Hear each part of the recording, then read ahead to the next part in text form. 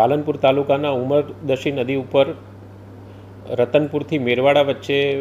રાષ્ટ્રીય ધોરીમાર્ગ નંબર 58 ઉપર જે બ્રિજ આવેલો છે એ બ્રિજ 1965ના સમયગાળામાં બનેલો હતો.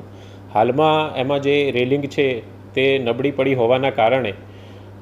રાષ્ટ્રીય ધોરીમાર્ગ વિભાગ દ્વારા આ બ્રિજ ઉપર ભારે વાહનોની અવરજવર પ્રતિબંધ મૂકવા માટે જાહેરનામું બહાર પાડવા માટેની દરખાસ્ત કરેલી હતી, જેના અન્વયે ભારે વાહનો આ બ્રિજ ઉપર પ્રતિબંધ કરવા માટેનું જાહેરનામું અહીંયાથી